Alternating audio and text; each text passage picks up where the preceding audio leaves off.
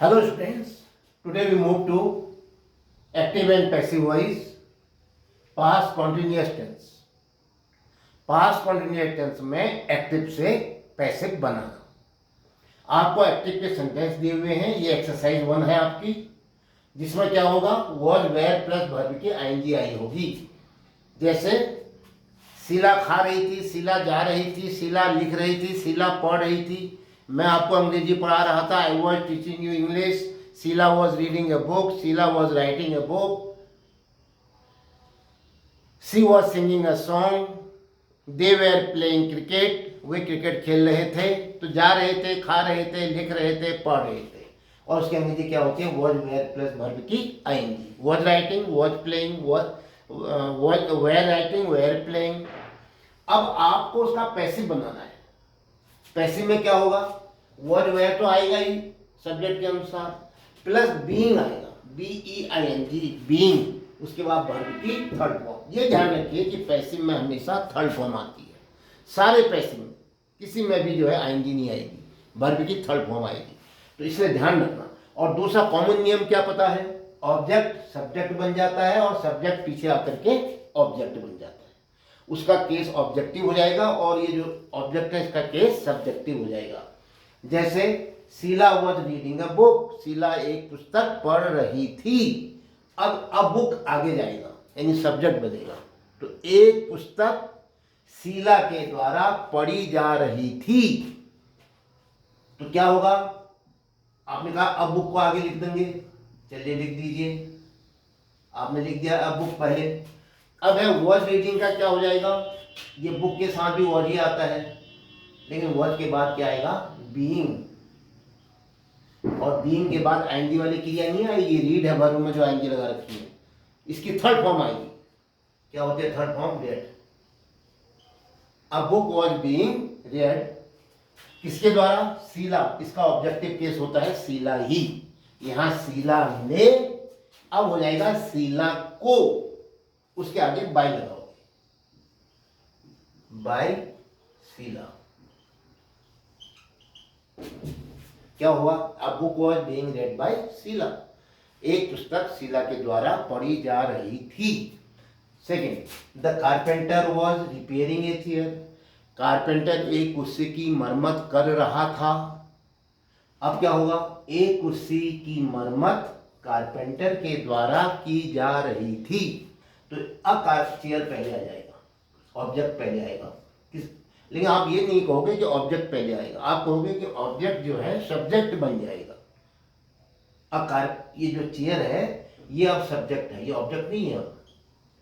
ये हमेशा वर्ब को कौन रिप्रेजेंट करता है, सब्जेक्ट करता है। तो ये जो ऑब्जेक्ट था ये सब्जेक्ट बन गया, ए चेयर। अब है, वहां तो था कारपेंटर, काम करने वाला डूअर था, सुलटा कहते हैं उसको, अब ये उल्टा कर रहे हैं। तो कारपेंटर काम करता है, कारपेंटर ही आगे लिखा था, लेकिन अब पैसिव में क्या होता है, कारपेंटर पैसिव बन जाएगा, काम नहीं करेगा। ये कहेंगे कि उसके द्वारा किया जा रहा था कहेंगे। तो ऐसी स्थिति में द कारपेंटर ऑब्जेक्टिव केस पीछे जाएगा, उसके आगे बाय लगेगा। अब वॉज रिपेयरिंग का क्या होगा, चेयर के साथ क्या आता है पहले ये बताओ, वॉज आता है या वेयर। वो ये प्लूरल नंबर के साथ तो वेयर आता है, ये सिंगुलर नंबर है तो वॉज ही आया। और वॉज के बाद क्या लगता है हमेशा, आप जानते ही हो कॉन्टिन्यूअस में बीइंग, चाहे प्रेजेंट टेंस हो चाहे पास्ट टेंस हो। प्रेजेंट कॉन्टिन्यूअस में भी वॉज मतलब बीइंग, और पास्ट कॉन्टिन्यूअस में भी बीइंग। वहाँ क्या होता है कि इजम आर आ जाता है, यहाँ वॉज वेयर हो जाता है। तो a chair was being, third form बोलो रिपेयर की, रिपेयर्ड। ये तो आपको रटने पड़ेंगे थर्ड फॉर्म। वर्ब जितने भी हैं, स्ट्रॉन्ग और weak, strong verb weak verb दोनों, सबके तीन फॉर्म जो है आपको याद होने चाहिए। A chair was being repaired by the carpenter, by लगाओगे और द कारपेंटर को पीछे ले आओगे। और अगर कोई पूछेगा आपसे इसका केस क्या है, आप कहोगे इसका केस ऑब्जेक्टिव है। Yes, why were the girls not playing football. तो भाई हमको लिखना ही पड़ेगा वाई। इसके आगे बाय या टू नहीं लगता है, किसके आगे लगता है, टू, हुम के आगे। और बाय किसके आगे लगता है, हु के आगे। भले उसका भी क्या होगा ऑब्जेक्टिव केस, हुम। वाई का वाई रहता है, तो वाई क्या होगा, why were the girls not playing football. अब आपने कहा इतना जरूर है कि फुटबॉल आगे आएगा, फुटबॉल के साथ क्या आता है, वॉज या वेयर में वॉज आता है, तो वाई के बाद हेल्पिंग वर्ब हो जाएगी, क्योंकि क्वेश्चन मार्क है, इंट्रोगेटिव सेंटेंस है। Why was football, why was football. अब नॉट भी आया है इसमें, देखिए नॉट, ये नॉट अपनी जगह में आएगा, नॉट। और अब क्या बचा, बीइंग। ध्यान रखा होगा कि बीइंग शब्द आता है, आपको के साथ वॉच के बाद आना था। अरे वॉच तो हमने आगे लिख दिया इंट्रोगेटिव होने के कारण, सब्जेक्ट से पहले लिख दिया। Why watch football not being, third form बताओ, प्ले की, प्ले। अब ऑब्जेक्ट क्या बना बताओ, द गर्ल्स, तो बाय लगाओ उसके आगे और फिर लिख दो the girls, question mark. Next, why was the child writing his name on the wall. बच्चे या बच्चा दीवार पर अपना नाम क्यों लिख रहा था, तो भाई का तो भाई रहा, आपने कहा वाई का हम क्या लिखेंगे, वाई लिखेंगे, वाई। अब है कौन, why was the child writing his name, his name पहले आ जाएगा, तो हिज नेम भी सिंगुलर एक्शन है या सिंगुलर पर्टिकुलर डिटेल है, तो हम इसके आगे पीछे इसके लिए भी वॉज लेते हैं। तो why was his name, why was his name, why was, अभी हम जैसा शब्द है वैसा लिख रहे हैं, वाई वॉज हिज नेम। फिर क्या कहा आपने, वॉज के बाद बीइंग आता है, कहा बीइंग यहाँ आएगा, भाई इंट्रोगेटिव की वजह से वॉज आगे चला जाता है, सब्जेक्ट से पहले लिखा जाता है। Why was his name being, third form बताओ राइट की, return. Why was his name being written on the, बोलो, on the walls, on the walls, on the wall। अब कौन है लिखने वाला, the child, by the child, by the child, question mark. Next, was Ravi playing a cricket match. क्या रवि एक cricket match खेल रहा था। अब क्या हो जाएगा, अब क्रिकेट मैच आगे जाएगा, क्या एक क्रिकेट मैच रवि के द्वारा खेला जा रहा था, तो क्या की अंग्रेजी क्या होगी, वॉज या वेयर। पैसिव में भी देखो, was were being plus verb की थर्ड फॉर्म, क्या की अंग्रेजी क्या बनेगी, वॉज या वेयर। तो क्या बना, वॉज अ क्रिकेट मैच, ये जो अ क्रिकेट मैच है ये आगे चला जाएगा, was a cricket match,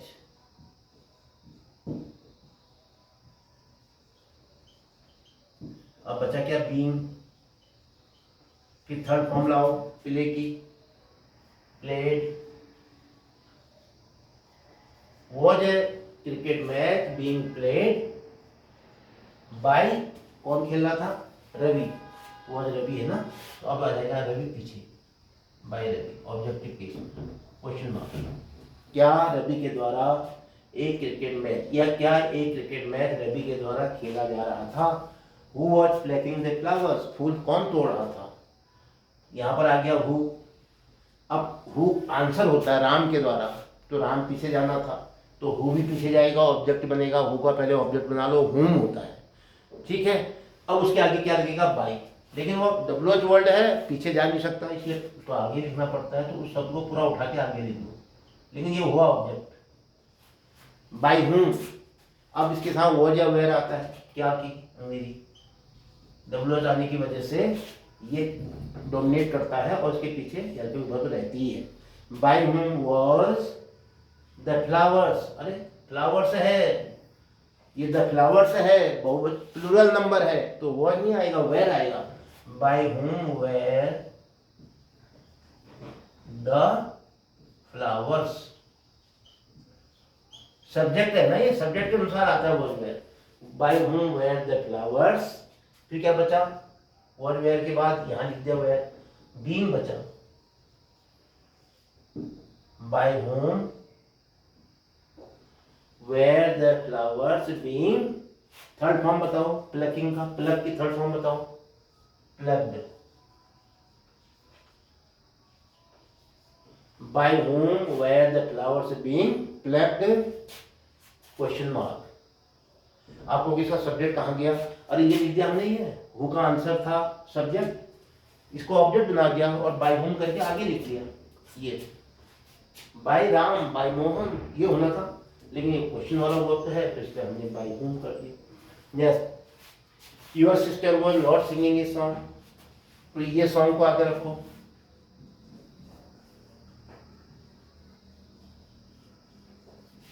object को पहले बना करके सब्जेक्ट बना दिया, ऑब्जेक्ट को नहीं रहा, ध्यान रखना ये सब्जेक्ट हो गया। आ सॉन्ग आगे आ गया, फिर इसके साथ भी क्या आएगा? वॉज ही आएगा। फिर क्या होगा? नॉट भी आएगा, सन वॉज नॉट। पैसिव में क्या आता है फिर? बीइंग, तो आप एक बीइंग लिख देते हैं। फिर क्या आता है? थर्ड फॉर्म सिंग है, सिंग, सिंग की थर्ड फॉर्म बताओ। सिंग, sang, sung। A song was not being sung, a song was not being sung by your sister। by लगा और your sister को ऑब्जेक्ट बना दो, by your sister।